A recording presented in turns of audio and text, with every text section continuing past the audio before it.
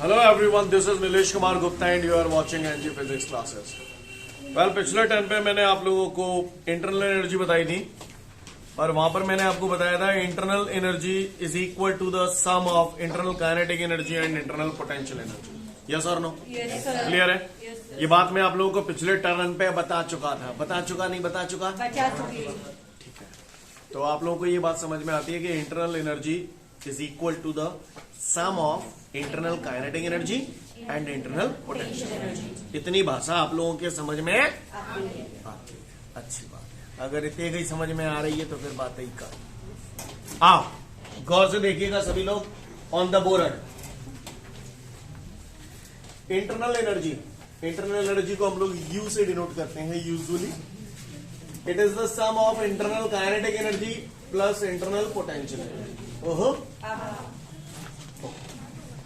अब बात आती है किसी भी गैस के अंदर अगर इंटरनल एनर्जी है तो इंटरनल एनर्जी किन चीजों की बदौलत है? इंटरनल काइनेटिक एनर्जी की बदौलत और इंटरनल पोटेंशियल एनर्जी की बदौलत। किसकी बदौलत? काइनेटिक एनर्जी और पोटेंशियल हाँ, यानी इंटरनल एनर्जी के लिए दो चीजें जिम्मेदार है, kinetic energy and potential energy. दोनों का सभी तो इंटरनल एनर्जी होती है। Yes sir. अब बात आती है internal kinetic energy. Internal kinetic energy क्या पे डिपेंड करती है?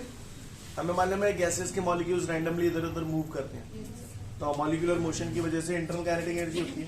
नहीं है मेरी बात समझ में आ गई? तो इंटरनल काइनेटिक एनर्जी के लिए क्या रिस्पॉन्सिबल है? Molecular motion.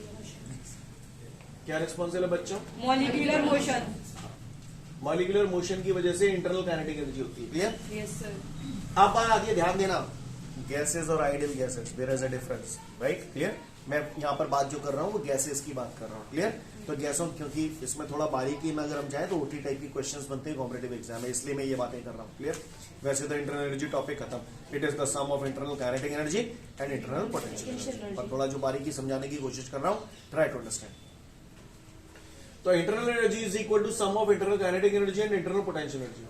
अब इंटरनल काइनेटिक एनर्जी होती है मॉलिक्यूलर मोशन की वजह से। काय की वजह से? मॉलिक्यूलर मोशन की वजह से। और मॉलिक्यूलर मोशन डिपेंड करता है टेम्परेचर पे। क्या पे डिपेंड करता है? टेम्परेचर पर। यानी टेम्परेचर बढ़ेगा तो मॉलिक्यूलर मोशन बढ़ेगा, मॉलिक्यूलर मोशन बढ़ेगा तो इंटरनल काइनेटिक एनर्जी बढ़ेगी, और इंटरनल काइनेटिक एनर्जी बढ़ जाएगी तो इंटरनल एनर्जी बढ़ जाएगी। नहीं है मेरी बात समझ? सीन क्लियर है? कोई पूछे इंटरनल काइनेटिक एनर्जी क्या पे डिपेंड करती है तो बोला मॉलिक्यूलर मोशन पे। मॉलिक्यूलर मोशन इनडायरेक्टली क्या पे डिपेंड करता है? टेम्परेचर बढ़ाएंगे तो इंटरनल काइनेटिक एनर्जी बढ़ जाएगी, टेम्परेचर कम करेंगे तो इंटरनल काइनेटिक एनर्जी कम हो जाएगी। अब बात आती है इंटरनल पोटेंशियल एनर्जी। तो गैस के मॉलिक्यूल्स के बीच में जो अट्रैक्शन फोर्स लगता है उसकी वजह से उसके अंदर जो एनर्जी होती है that is internal potential energy. Internal potential energy के लिए कौन सा फैक्टर रिस्पॉन्सिबल है? The force of attraction which is acting between the two molecules of the gases. समझ में आ रही है बात? तो इंटरनल पोटेंशियल एनर्जी के लिए कौन रिस्पॉन्सिबल है? Force of attraction. I hope you understand. कौन मॉलिक्यूल, कौन जिम्मेदार है इंटरनल पोटेंशियल एनर्जी के लिए? Force of attraction. पर शायद केमिस्ट्री में आप लोगों ने पढ़ा होगा काइनेटिक थ्योरी ऑफ गैसेस। एक टॉपिक पढ़ा होगा काइनेटिक थ्योरी ऑफ गैसेस। आपने पढ़ा होगा, ऐसे करके क्वेश्चन होगा, explain the postulates of kinetic theory of gases. गलती होगी मुझसे। काइनेटिक थ्योरी ऑफ गैसेस ये पूरी एक थ्योरी है। इस थ्योरी में ये एक बात कही गई थी कि जो आइडियल गैसेस होती हैं, जो परफेक्ट गैसेस होती हैं, उनके मॉलिक्यूल्स के बीच में किसी भी प्रकार का कोई अट्रैक्शन और रिपल्सन फोर्स नहीं लगता ही नहीं है। अब आइडियल गैसेस के मॉलिक्यूल्स के बीच में या परफेक्ट गैस के मॉलिक्यूल्स के बीच में किसी प्रकार का कोई अट्रैक्शन फोर्स ही नहीं लग रहा है, तो जाहिर सी बात है उनके बीच इंटरनल पोटेंशियल एनर्जी होगी ही नहीं। तो आइडियल गैसेस के अंदर जो इंटरनल एनर्जी होती है वो काय की वजह से? केवल काइनेटिक एनर्जी की वजह से। उनमें इंटरनल पोटेंशियल एनर्जी जीरो होगी। क्यों होगी जीरो? क्योंकि काइनेटिक थ्योरी ऑफ गैसेस ये कहती है कि परफेक्ट गैसेस के मॉलिक्यूल्स के बीच में किसी भी प्रकार का कोई अट्रैक्शन फोर्स नहीं लगता। सारी समझ में आ रही? सीन क्लियर है? Listen everyone. यूजुअली अगर कोई पूछे इंटरनल एनर्जी क्या है, sum of internal kinetic energy and internal potential energy. Clear? अच्छा, कोई पूछे टेम्परेचर बढ़ाने पर इंटरनल पोटेंशियल एनर्जी पे क्या इफेक्ट पड़ेगा? कोई नहीं, क्योंकि इसका इफेक्ट किस पे? काइनेटिक एनर्जी पर। नहीं, यही बात समझ में क्लियर है? परफेक्ट गैसेस की इंटरनल एनर्जी जो होती है वो किस पे डिपेंड करेगी? काइनेटिक एनर्जी पे। काइनेटिक एनर्जी किस पे डिपेंड है? टेम्परेचर बढ़ाने पे इंटरनल काइनेटिक एनर्जी बढ़ेगी। इंटरनल काइनेटिक एनर्जी बढ़ेगी तो इंटरनल एनर्जी बढ़ेगी। कहानी समझ में आ रही है? Yes sir. परफेक्ट गैसेस के अंदर अगर इंटरनल एनर्जी होती है तो वो किसकी वजह से होती है? काइनेटिक एनर्जी की वजह से। काइनेटिक एनर्जी किस वजह से होती है? Molecular motion. मॉलिक्यूलर मोशन की वजह से। कहानी समझ में आ रही है आप सभी को? Yes sir. पढ़ लो आप लोग, समझ जाओ। आगे बढ़ते हैं। इसके बाद कुछ एक नोट हमें और भी दिए हैं, तो उन नोटों को हम लोग थोड़ी देर बात करेंगे फर्स्ट लॉ ऑफ थर्मोडायनेमिक्स पढ़ने के बाद, है ना। अब हम लोग आगे बढ़ते हैं। इसके बाद हमारे सामने अगला क्वेश्चन है डिफाइन इंडिकेटेड डायग्राम। कौन सा diagram? Indicated diagram. Indicated diagram. तो गौर से देखिएगा तुम लोग।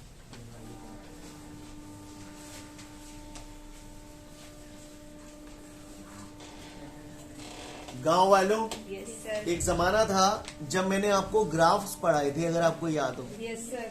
याद है आप सभी को? है कोई माइकल लाल जो मुझे बता दे एरिया ऑफ द ग्राफ का क्या फॉर्मूला है?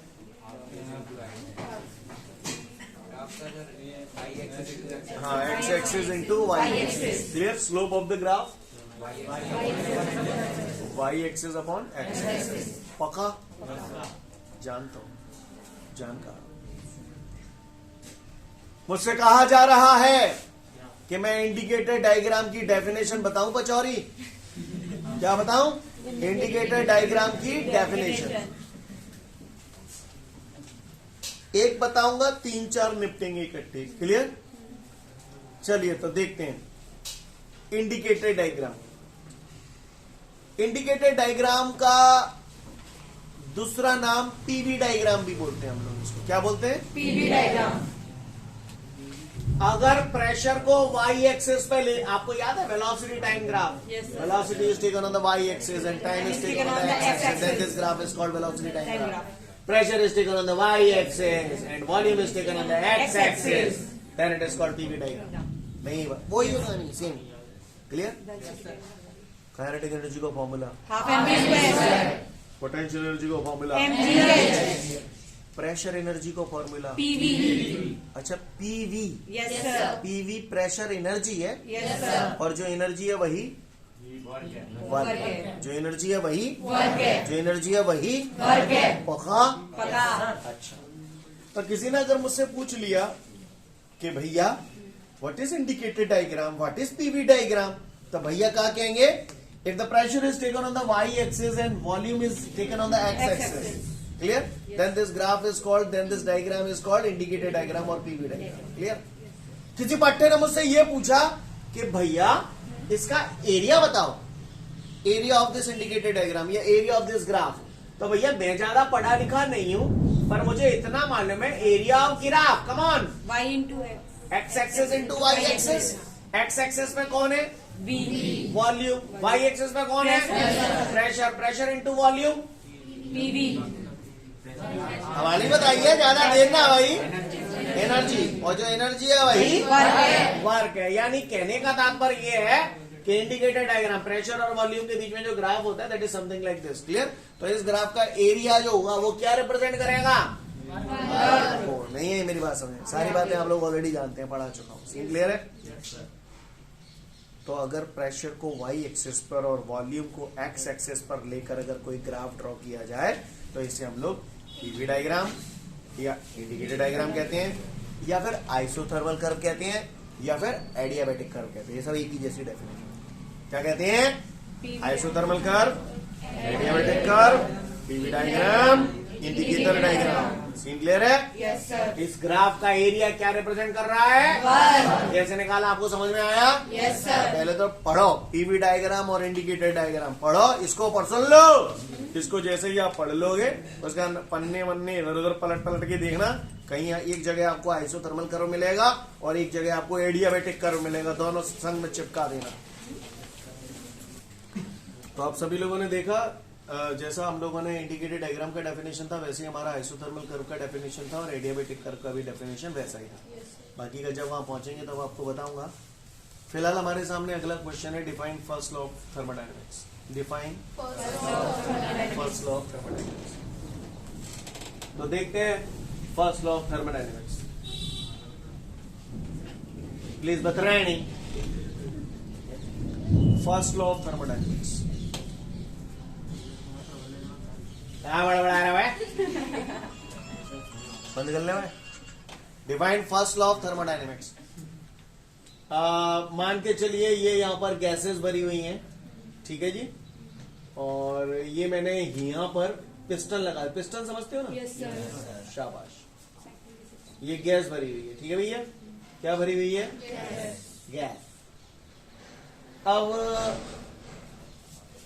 ये कोई क्यों ये गैस को बोलते क्या है? What is this? Thermodynamic system. Thermodynamic system. कल बताई थी मैंने। Yes, sir. It is the substance which is bounded by the surface and affected by the Yes. Clear. Yes. चुपचाप देखो। तो ये देख रहे हो आप, heat energy given to the system. Yes, sir. अब जो हीट एनर्जी का कर देगी, जो हीट एनर्जी का कर या गर्म कर देगी, Yes, sir. या इंटरनल एनर्जी बढ़ा देगी, Yes, sir. और सिस्टम कछु ना कछु वर्क कर देगा, या पिस्टन है उचका के यहाँ पहुंचा देगा, नहीं पहुंचा देगा।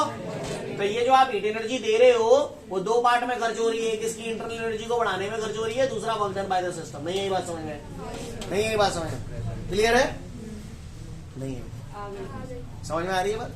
ये ठीक उसी प्रकार है कि जैसे मैंने आपको सपोज करो, कुछ भी मन से मान लो, जैसे मैंने आपको 20 रुपए दिए तो आपने 15 रुपए की टिक्की पी ली, 5 रुपए की स्वीटी सुपारी खा ली। क्लियर है? समझ गया ना मेरी बात को? क्लियर? तो जो 20 है, 20 इज इक्वल टू 15 प्लस 5। कहानी समझ में आ रही है? Similarly heat energy given to the system is equal to the sum of internal energy and work done by the system.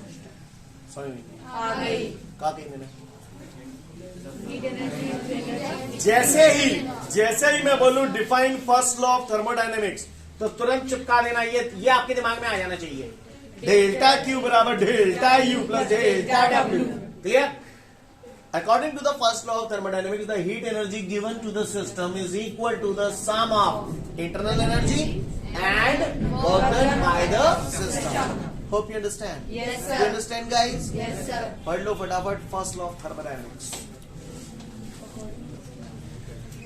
तो according to the first law of thermodynamics, the heat energy given to the system is equal to the sum of internal energy and work done by the system. अब मैं यहाँ के बारे में कुछ एक बातें आप लोगों से बोल दूं। ये फर्स्ट लॉ ऑफ थर्मोडायनेमिक्स का इक्वेशन है, ये आपको अच्छे से याद होना चाहिए, ठीक है? और इसका बहुत बड़ा रोल है। आपको बता दूं, जब भी आप इस फॉर्मूले को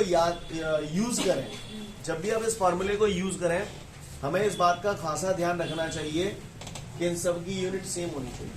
जो भी फॉर्मूले इस टाइप के होते हैं ना, जहां पर बीच में प्लस या माइनस आता है, जैसे आपको याद होगा Mayer's equation, CP minus CV बराबर आर, वहां भी माइनस आ रहा था बीच में, वहां भी मैंने ये नोट लिखाया था कि जब भी इस टाइप के फॉर्मूलाज होते हैं तो वहां पर जब भी हम ये फॉर्मूला यूज करते हैं, सभी की यूनिट सेम होनी चाहिए। जे अगर जूल में है तो जेव जूल में, जे अगर कैलोरी में है तो कैलोरी। नहीं यही बात समझ आ गई। सीन क्लियर है? Yes, sir. डेल्टा क्यू क्या है? Heat energy. Delta U, Internal energy. Delta W, Work done. Work. जब हम ये अप्लाई करते हैं तो इसके लिए कुछ साइन कन्वेंशन है जो हमें याद रखने होते हैं। क्लियर? और जब भी हम न्यूमेरिकल्स वगैरह करेंगे, ठीक है, न्यूमेरिकल्स वगैरह करेंगे तो वो साइन कन्वेंशन हमें लगाने पड़ते हैं।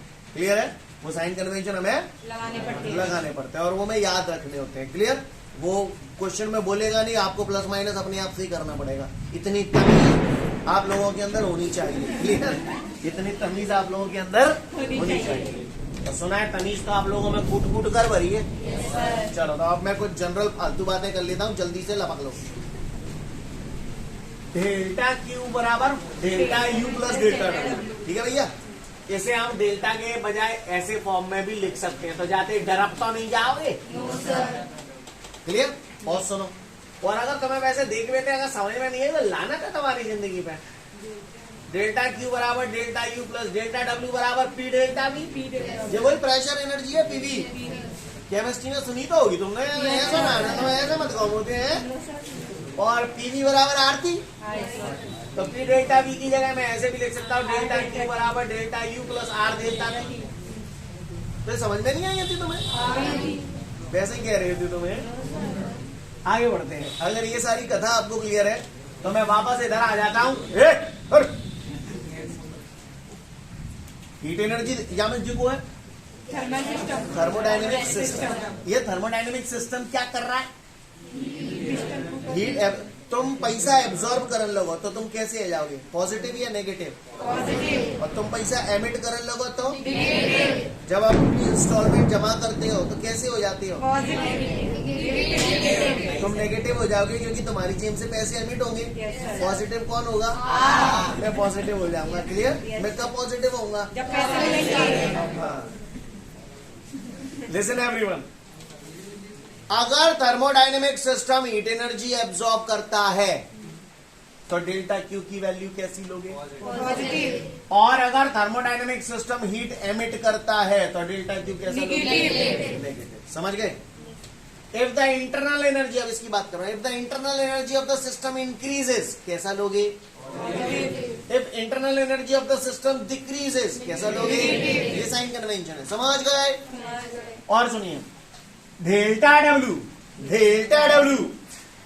जब सिस्टम वर्क करे, if the work is done on the system, sorry, if work is done by the system, अगर सिस्टम वर्क करे, सिस्टम ने क्या उल्लाए दो ऊपर, तो work done by the system है, work done by the system is positive. Clear?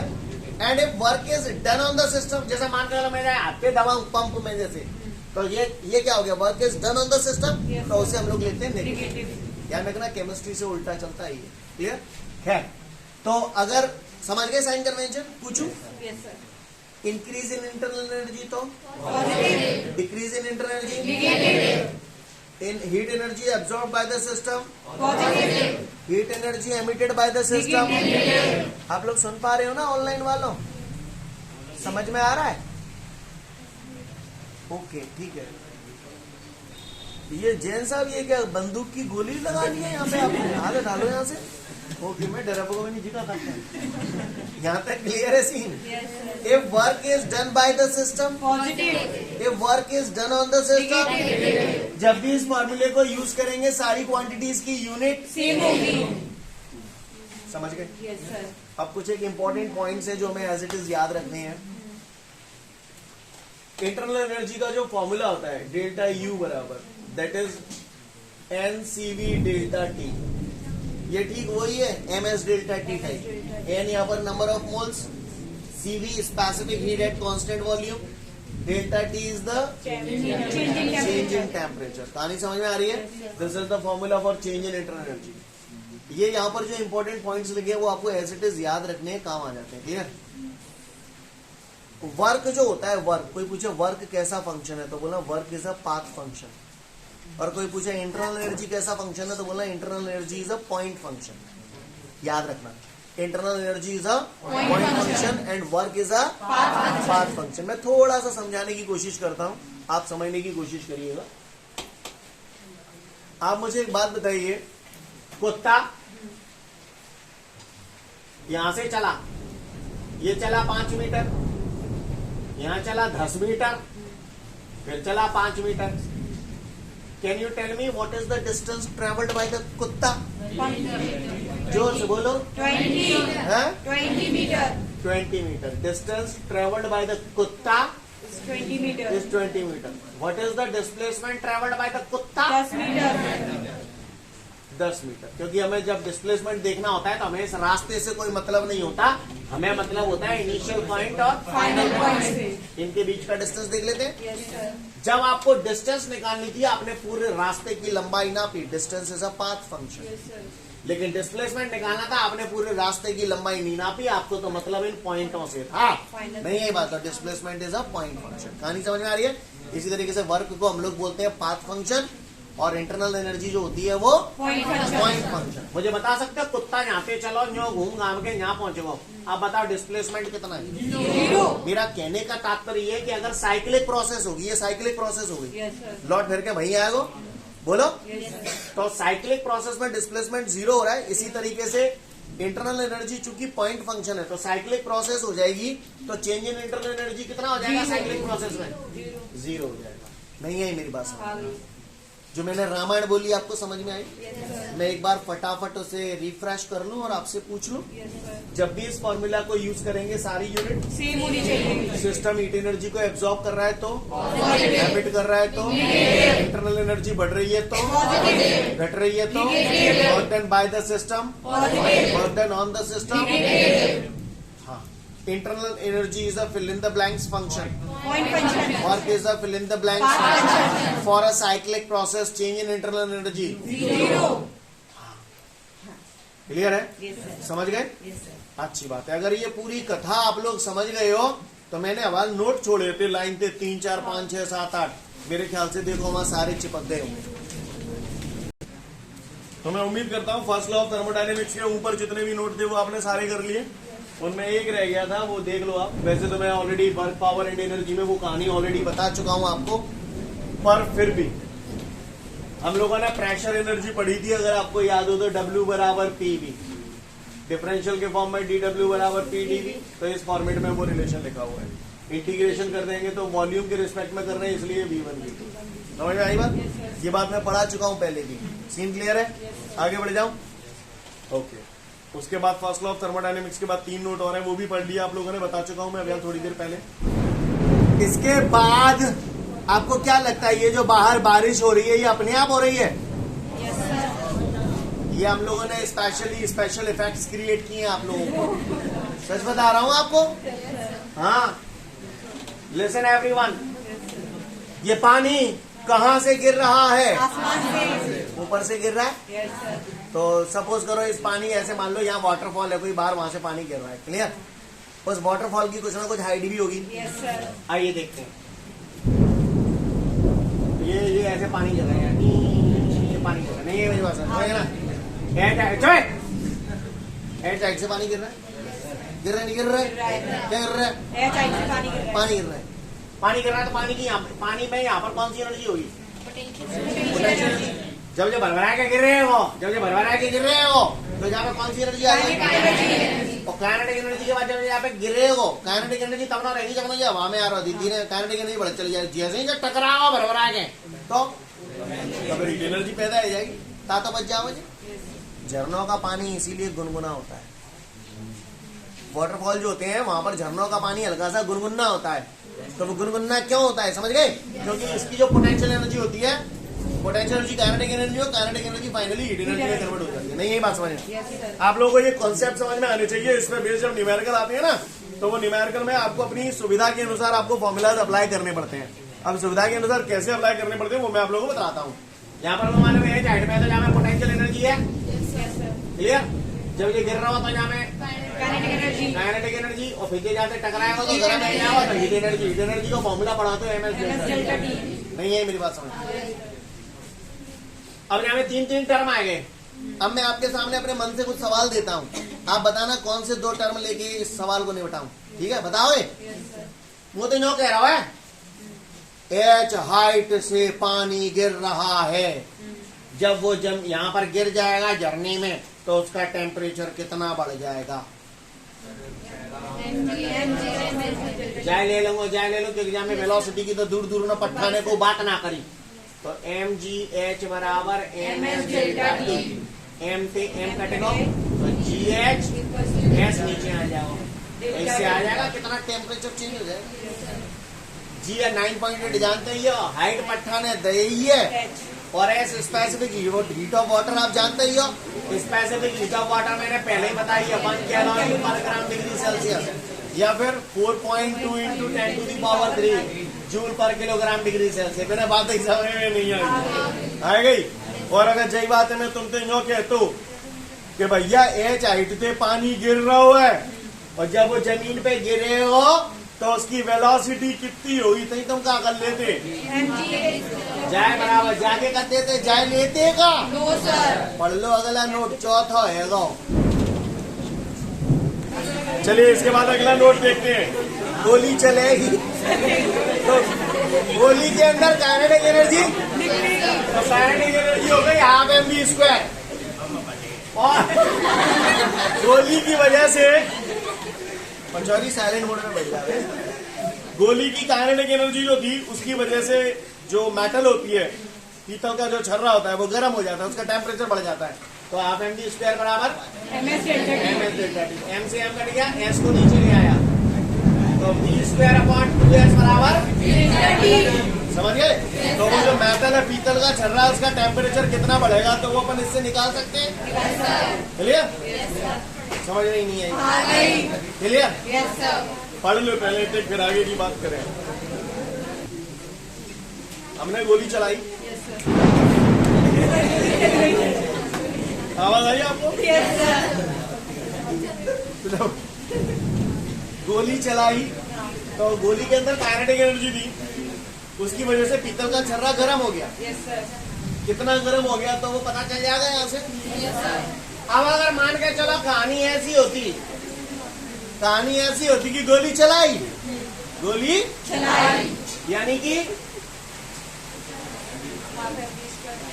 ठीक है, और गोली ऐसी बढ़िया गोली भाई साहब, ऐसी बढ़िया गोली कि जैसे ही गोली चल गई वो छर्रा को टेम्परेचर बढ़ जाओ, टेम्परेचर बढ़ाओ भाई साहब, भयंकर टेम्परेचर बढ़ाओ, और टेम्परेचर इतने ज्यादा बढ़े हो कि गोली गली गई, गोली गल गई, नहीं ये बात है, गोली गल गई। यानी गोली का स्टेट चेंज हो गया। स्टेट मतलब जिनाने कि एमपी से यूपी में पहुंच गई। हाँ, गोली का स्टेट चेंज हो गया, मतलब सॉलिड स्टेट में थी तो स्टेट चेंज हो गया, मेल्ट हो जाएगी तो क्या होगा आपको समझ में आता? जब स्टेट चेंज हो जाती है तो बॉडी को जो हीट दी जाती है दैट हीट इज ml। नहीं क्लियर? एम यहाँ पर मास है, L is the latent heat.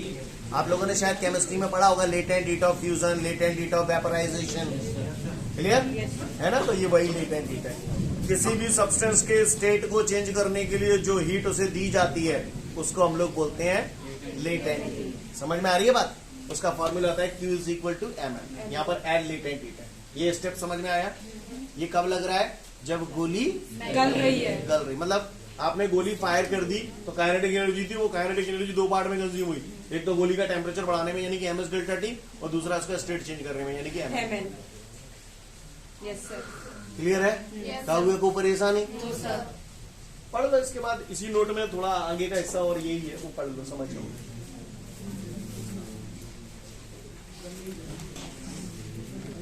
तो मैं उम्मीद करता हूँ यहाँ तक आपको पूरी बात समझ में आ गई। तो बुलेट चली तो उसकी जो काइनेटिक एनर्जी थी वो एक तो मेटल जो थी उसका टेम्परेचर बढ़ाने में कंज्यूम हो गई और उसको मेल्ट करने में कंज्यूम हो गई, राइट? ठीक है? डेल्टा टी की वैल्यू निकालनी तो सॉल्व करके यहाँ से निकाल सकते हो आप लोग, मुझे सॉल्व करने की जरूरत तो नहीं है। आगे बढ़ते हैं। अब वो कह रहा है ओला, क्या जेवारी नहीं, ठीक है? ओला, ओला यानी हाँ बर्फ का गोला, हिल्स। क्लियर? ओलों को क्या बोलते हैं? हिल। क्लियर? तो ओला ऊपर से गिर रहा है, एच हाइट से गिर रहा है, कौन सी एनर्जी लग गई?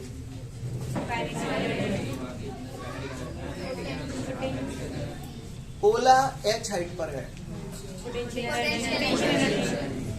गिरेगा तो ठीक है, वो जिस चीज की बताया उस चीज में हम लोग उसे कन्वर्ट कर लेते हैं। इज इक्वल टू, अब वो ओला गिरेगा तो गलेगा, Yes, sir. गलेगा नहीं गलेगा? गलेगा। गलेगा तो क्या फॉर्मूला लगेगा? M dash L. अगर पूरा ही गल जाए, मान के चलो पूरा ही गलोगा तो ये एम एल है, Yes, sir. तो एम जी एच बराबर एम एल। पूछ सकता है ओला कितनी हाइट से गिराया जाए कि पूरा गले जाए? पूरा गल जाए। तो कितनी हाइट से गिराया जाए तो एमजीएच लग गई, पूरा गल ले जाए यानी एमएल लग गई, एम कटे गई, एच बराबर ले जी। नहीं है बात समझ में? Yes, sir. क्लियर? इतनी हाइट से गिराया जाएगा तो ओला गल पूरा जाएगा। गल जाएगा, लेकिन पूरा नहीं गल रहा, पार्शियली गल रहा है। तो ऐसी सिचुएशन में यही फॉर्मूला ऐसे हो जाएगा, एमजीएच कितनी हाइट से गिर रहा है ना, is equal to M dash L. समझ में आ रही है बात? कहानी समझ में आई? तो इस तरीके से टर्म्स बना लेंगे आप लोग, वही लिखा हुआ है, पढ़ लो। Sir, ये टेस्ट स्ट्रिप इंडिकेट कर रहा है कि ओला पूरा नहीं गल हाँ हाँ। इसके बाद हमारे सामने एक और नोट दिया है, इसमें लिखा है scientist joule gives the relationship between mechanical energy and heat, है ना? चलिए देखते हैं। साइंटिस्ट थे जूल, पूरा नाम है जेम्स प्रेस्कॉट जूल। क्या नाम है? James Prescott Joule. उन्होंने बोला किसी भी बॉडी पे जब आप वर्क डन करते हो या मैकेनिकल एनर्जी देते हो तो that work done is directly proportional to the heat produced. पापा आपके गाल पे जितना ज्यादा वर्क डन करेंगे उतनी ज्यादा हीट प्रोड्यूस होगी. Clear? Work done by the पापा ऑन द गाल is directly proportional to the heat produce. सही बोल रहा हूं? क्लियर? और you can say mechanical work done on the body is directly proportional to the heat produced in the body. Proportional का sign हटाते हैं, constant आता है. तो W is equal to JH. J is the proportionality constant known as Joule's constant. Known as Joule's constant. और इसकी value fix होती है 4.18 जूल पर कैलोरी. क्लियर? क्या होती है इसकी वैल्यू? 4.18 जूल पर कैलोरी. अगर 8 हटा देंगे तो सिग्निफिकेंट डिजिट से हम लोग इसे अप्रोक्सीमेटली इक्वल टू, समझ में आ रही बात? ये J की वैल्यू होती है जूल्स कांस्टेंट. क्लियर? पढ़ लीजिए आप लोग, समझ जाइए. तो W बराबर JS कहां से आया फॉर्मूला? समझ में आई बात? ये फॉर्मूला जब भी हम लोग यूज करते हैं इस बात का खासा ध्यान रखिएगा कि यहाँ पर H जो है that is the heat energy, और यहाँ पर हीट एनर्जी हमेशा हमें कैलोरी में क्या में रखनी है. वैसे ये फॉर्मूला हमने पढ़ा जरूर है लेकिन हम कभी यूज में नहीं लेंगे. क्लियर? यूज में हमको कभी लेने की जरूरत भी नहीं पड़ती, क्योंकि कभी भी जैसे हम बोलते हैं ना कि हीट एनर्जी 5 कैलोरी है, इसे जूल में बदलो, तो आप तुरंत कैलोरी हटा के 4.18 या 4.2 रख देते हो कि वही है. हीट एनर्जी 5 हो गई है ना, कैलोरी में दी थी, तो आप उसे जूल में बदलने के लिए 4.2 का मल्टीप्लाई कीजिए. 4.2 कुछ और नहीं होता, जे ही होता है. नहीं, बस मैंने जो बोला आपको बल्ले पड़ा. चलो आगे, अगला क्या है? न्यूमेरिकल. चलिए देखते हैं न्यूमेरिकल क्या है. न्यूमेरिकल में हमको बोल रहा है calculate the amount of work in joule required to convert 10 gram. इसको नहीं समझ पाएंगे आप अभी. एक मिनट, इसको समझते हैं. सब लोग ध्यान से सुन लीजिएगा तो ही आपको समझ में आएगा, अदरवाइज नहीं समझ में आएगा. मैं कॉन्सेप्ट समझा रहा हूं एक, उस कॉन्सेप्ट को बड़े ध्यान से देखिएगा. ठीक है? आज मैं आपको चीजों को गर्म करना सिखा रहा हूं, तो गौर से देखिएगा. ये कॉन्सेप्ट अगर आपको समझ में आएगा तो आप इस टाइप की न्यूमेरिकल बना पाएंगे, अदरवाइज बम्पर हिट जाएगा. ठीक है? तो गौर से सुनिएगा सब लोग.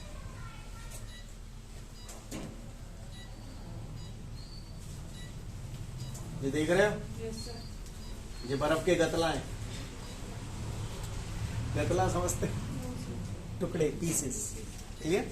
गतला ना समझ, इंग्लैंड से आए हैं, गतला ही ना समझ. तो ये बर्फ के पीसेस हैं. और भाई साहब ये बर्फ है ना, बर्फ का टेम्परेचर 0 से कम रहा है सर. ये 0 से कम रहा है सर. -10 डिग्री सेल्सियस मान लिया. ठीक है? -10 डिग्री सेल्सियस मान लिया. क्लियर है? तो ये -10 डिग्री सेल्सियस पे बर्फ है. मैं इसे हीट दे रहा हूं, मैं इसे हीट दे रहा हूं, और इसे हीट दे के मैं इस बर्फ को कन्वर्ट करना चाह रहा हूं. काय में? ठंडे स्टीम में, भाप में. काय में? हाँ, भाप में. क्लियर? स्टीम में. और स्टीम ऐसी वैसी नहीं, ऐसी वैसी स्टीम नहीं. 500 तो ज्यादा है. 200 डिग्री सेल्सियस की स्टीम में कन्वर्ट करना चाहता हूं. मैं कन्वर्ट करना चाहता हूं 200 डिग्री सेल्सियस. ठीक है? मैं यहां से हीट दूंगा. अब ये कैसे कन्वर्ट होगी, इसके बीच में क्या क्रियाकलाप होंगे, वो सारे मैं आपको बताऊंगा. इससे पहले कि मैं आगे बताऊं, आप लोग मुझे बताओ थोड़ी सी बात. 0 डिग्री सेल्सियस पर पानी नहीं, 0 डिग्री सेल्सियस पे बर्फ यानी कि आइस कौन सी स्टेट में होती है? सॉलिड स्टेट में या लिक्विड? सॉलिड स्टेट में होती है, लिक्विड में नहीं होती. टिंडे को क्या होती है 0 डिग्री सेल्सियस पे पानी सॉलिड स्टेट में भी हो सकता है और लिक्विड स्टेट में भी हो सकता है. पर हम सॉलिड था हमारे बोल रहे हैं क्योंकि बचपन में ओ भैया 0 डिग्री सेल्सियस बर्फ बन जाते हैं, 0 डिग्री सेल्सियस बर्फ बन जाती है और बर्फ तो सॉलिड. ये हमारे दिमाग में फिल्म बनी हुई है, इसीलिए हमारे भी सॉलिड सॉलिड चिल्ला भी करते हैं. क्लियर? पानी 0 डिग्री सेल्सियस पे सॉलिड स्टेट में भी हो सकता है, लिक्विड स्टेट में भी हो सकता है. पता नहीं मैंने आपको बताया कि नहीं बताया, शायद कभी बीच में पढ़ाया हो. मेल्टिंग प्रोसेस जो होती है, मेल्टिंग प्रोसेस, वो एक आइसोथर्मल प्रोसेस है. कल परसों आपने आइसोथर्मल प्रोसेस पढ़ी थी. The process in which the temperature remains constant is called isothermal process. अभी समझ में आएगा वो होती क्या है. देखो तो जब मैं ये गर्म कर रहा हूँ, अब ये कौन सी स्टेट में है? Solid state. अब मैं यह गर्म करेंगे तो जाको टेम्परेचर बढ़ेगा. -10 से कितने गए जाएगा? 20 नहीं बढ़ेगा, कम और 5 होगा. -9 -8 कहाँ तक आएगा? 0 तक. 0 तक आएगा तब तक ये हीट एब्जॉर्ब कर रहा है. तो हीट को कौन सा फॉर्मूला लगेगा? ms delta T. यानी मेरा कहने का तात्पर्य ये है -10 डिग्री सेल्सियस की जो आइस है वो सबसे पहले कन्वर्ट होगी 0 डिग्री सेल्सियस की आइस में. ये अभी भी सॉलिड स्टेट है, ये अभी भी सॉलिड स्टेट है. अभी मैं जो हीट दे रहा हूं उससे पानी नहीं बनना है. समझ गए? तो यहां पर जो हीट दी वो कितनी दी? ms delta. समझिएगा ध्यान से, नहीं तो वाट लग जाएगी आपकी. हीट अभी भी कंटिन्यू, हीट रुकी नहीं है, हीट अभी भी जा रही है. अब ये 0 डिग्री सेल्सियस की आइस है, अभी भी अगर मैं इसे और हीट देता जा रहा हूं तो अब ये बर्फ पानी में बदलेगी. अब ये बदलेगी 0 डिग्री सेल्सियस के वाटर. इसीलिए मैंने बोला था 0 डिग्री सेल्सियस पे पानी आइस यानी सॉलिड स्टेट में भी होता है और वाटर में भी होता है, लिक्विड स्टेट में भी होता है. कहानी समझ आई? स्टेट चेंज हो गई. स्टेट चेंज होने के लिए जो हीट किसी सब्सटेंस को दी जाती है उसे बोलते हैं ml. ये हीट कितनी होती है? ml. इस L को बोलते हैं लेटेंट हीट. लेटेंट का मतलब समझते हो? आपको पढ़ाया गया होगा क्या? गुप्त ऊष्मा, हिडन. लेटेंट का मतलब होता है हिडन. अब बजा मैं हिडन क्यों बोल रहा हूं समझो. 0 डिग्री सेल्सियस पे ये बर्फ था, बाकी बादू हीट दे रहा हूं, टेम्परेचर बीते गई है तो फिर हीट गई कहां? एब्जॉर्ब हो गई. लेटेंट. लेटेंट वर्ड क्यों यूज किया गया? समझ में आ रही बात? बस वो जो हीट थी उसने क्या किया, इसमें जो मॉलिक्यूल्स आपस में बंधे हुए थे आइस में उसको तोड़ के कन्वर्ट कर दिया पानी में. तो वो हीट हमें कहीं दिखाई तो नहीं दी. कायदे से हीट दे रहे तो टेम्परेचर बढ़ना चाहिए. हमें टेम्परेचर ना बढ़ा तो हीट गई कहां? छुप गई. उसी को बोलते हैं लेटेंट हीट. थोड़ा और डिटेल में जाऊंगा तो इसे बोलता है latent heat of fusion. Clear? खैर गोली मारो, ज्यादा नहीं समझाना. यहां तक बात समझ में आई है? अब हीट तो मैं जाए अवे दे रहा हूं, हीट तो मैं जाए अवे दे रहा हूं. और हीट क्या करेगी अब? अब 0 डिग्री सेल्सियस का पानी 7 से पहले कन्वर्ट होगा 100 डिग्री सेल्सियस के वाटर में. टेम्परेचर बढ़ा, कितनी हीट दी? ms delta T. क्लियर? अब ये वाटर का आयन लगो, उबलन लगो, उबलन लगो. लिक्विड स्टेट में ही है. हीट तो अभी भी दे रहा हूं क्योंकि मुझे तो 200 डिग्री सेल्सियस की स्टीम बनानी है, तो हीट तो मैं अभी भी दे रहा हूं. अब 100 डिग्री सेल्सियस का जो वाटर होगा वो काय में कन्वर्ट होगा? अब वो कन्वर्ट होगा 100 डिग्री सेल्सियस की स्टीम में. स्टीम. टेम्परेचर चेंज हुआ? नो. कैसी प्रोसेस है? आइसोथर्मल. टेम्परेचर चेंज हुआ? No sir. कैसी प्रोसेस है? Isothermal. Melting is the isothermal process. Vaporisation isothermal process. Temperature change नहीं हो रहा है. टेम्परेचर चेंज नहीं हो रहा है, स्टेट चेंज हो रही है. Yes sir. स्टेट चेंज हो रही है तो कितनी हीट दी? ml. यहाँ पर L थी लेटेंट हीट ऑफ फ्यूजन, यहाँ L है लेटेंट हीट ऑफ वेपोराइजेशन. नहीं यही बात समझ पहले समझ गई ना? आरी का करा. अब ये क्या है वो स्टीम में कन्वर्ट हो गया 100 डिग्री सेल्सियस. अब मुझे तो 200 डिग्री सेल्सियस की स्टीम बनानी है तो हीट तो मैं अवे दे रहा हूँ. अब ये क्या में कन्वर्ट होगी? अब ये कन्वर्ट हो जाएगी आपकी 200 डिग्री सेल्सियस की स्टीम में. अब मैंने इसको जो हीट दी वो कितनी दी? ms delta T. नहीं यही बात समझ. यानी -10 डिग्री सेल्सियस की बर्फ 200 डिग्री सेल्सियस की स्टीम में जब बदलेगी तो ये पूरी कथा चलेगी. क्या आपको मेरी भाषा समझ में आई या नहीं आई? समझ गए? अब आप लायक हुए हो अगले सवाल को करने. नहीं यही बात है, जो सवाल मैंने अभी रोका था अब आप कर पाओगे उसे. क्लियर? Yes sir. आप लोग उस सवाल को करना चाहते हैं, यस सर. उसके लिए आपको कल आना होगा. क्लियर? ठीक है, तो आज के लिए पर्याप्त है. कल पर मिलते हैं. Thank you everyone. Have a great day to all of you. जय हिंद.